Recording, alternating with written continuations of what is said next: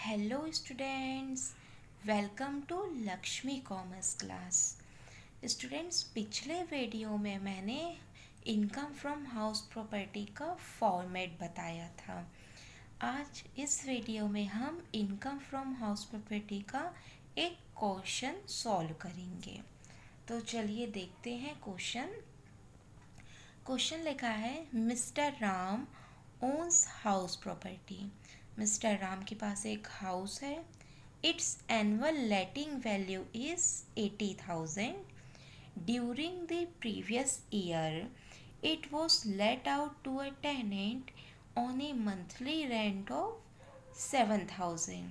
Mister Ram के पास जो हाउस है वो उसने अपने किराएदार को मंथली रेंट 7,000 में दिया है। He claimed the following expenses actually incurred by him। अब इसमें क्लेम क्या क्या किया गया है?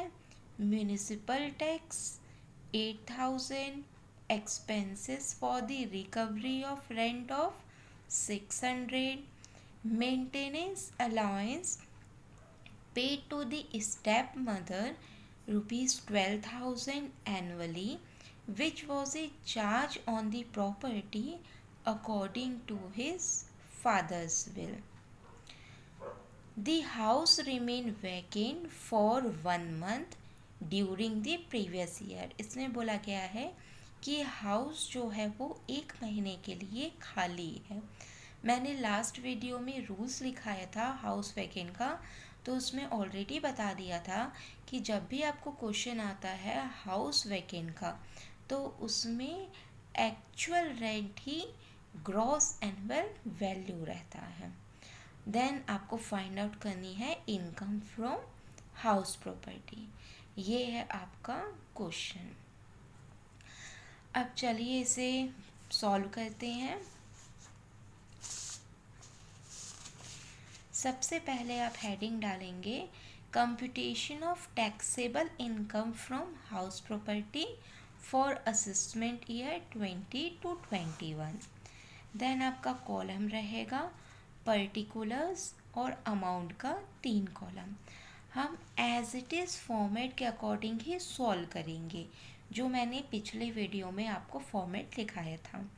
ए पॉइंट एक्सपेक्टेड रेंट के अंदर मैंने 3 पॉइंट लिखाए थे, municipal value, fair rent, then standard rent.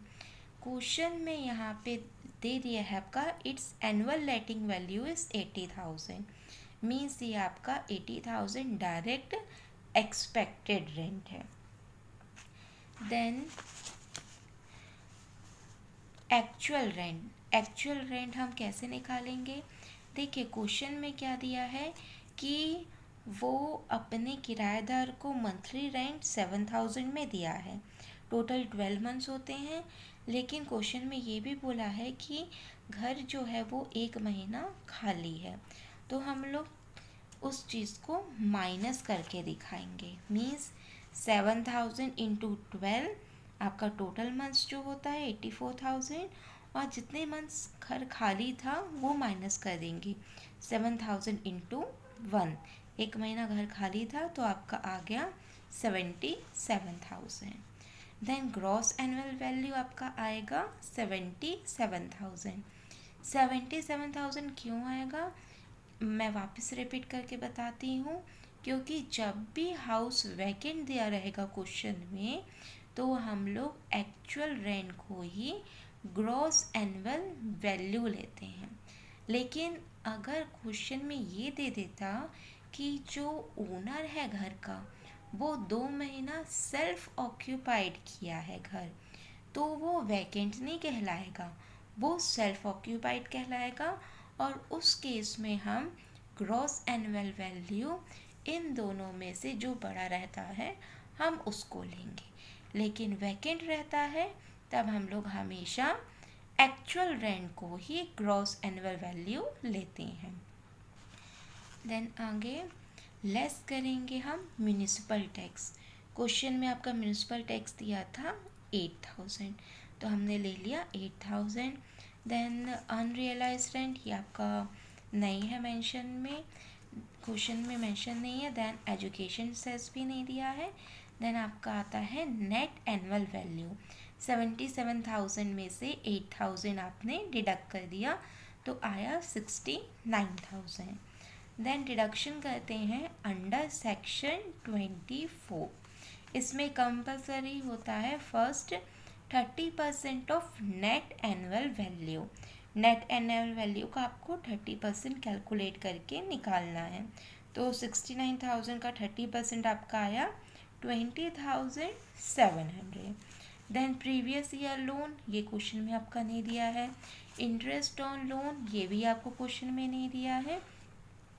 Directly आप 69,000 में से 20,700 माइनस कर देंगे तो आपका taxable income from house property आ गया 48,300 एंड 48,300 आपका आंसर है।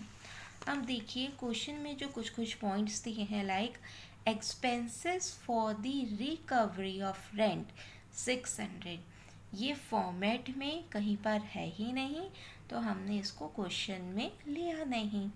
देन मेंटेनेंस अलाउंस, कोई भी प्रकार का अलाउंस नहीं दिया है फॉर्मेट में, तो ये जो मेंटेनेंस है 12,000 एनुअली, इसे भी हम नहीं लेंगे।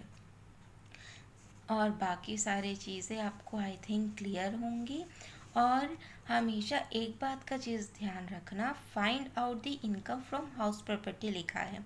अगर क्वेश्चन में लिखा है कि direct find out the income from house property, means आपको सॉल्यूशन पूरा लास्ट तक करना है। Taxable income from house property, अगर यहाँ पे मेंशन रहता find out the annual value of house property, net annual value, तो आप ये नेट एनुअल वैल्यू निकाल के यहीं पे स्टॉप हो जाते, ये 30% नहीं निकालते। और क्वेश्चन में आपको unrealised rent, education cess, previous year loan, interest on loan, ये सारी चीज़ें दी हो या नहीं दी हो, फॉर्मेट है तो आपको हमेशा आपको लिखना ही लिखना है। आपको ऐसे ही लिख के डैश कर देना है। और ये जो मैंने कैलकुलेशन एक्चुअल रेंट यहाँ पे करके दिखाया है, ये आपको समझाने के लिए है। एग्ज़ाम में आप इसको नेक्स्ट पेज में एज अ वर्किंग नोट अलग से करके दिखाएंगे, तो आपका ये क्वेश्चन 15 मार्क्स के अकॉर्डिंग बनेगा। अगर आपके पास भी कोई क्वेश्चन है इनकम फ्रॉम हाउस प्रॉपर्टी से रिलेटेड, तो आप मुझे दिए गए व्हाट्सएप नंबर पे सेंड करके पूछ सकते हैं। आई होप ये क्लास आपको अच्छे से समझ में आया होगा। मैं आपके लिए और हाउस प्रॉपर्टी के क्वेश्चंस लेके आऊँगी। प्लीज़ अगर आपने ये चैनल को अभी तक सब्सक्राइब नहीं किया है तो ज़रूर से सब्सक्राइब कर दीजिए। Thank you.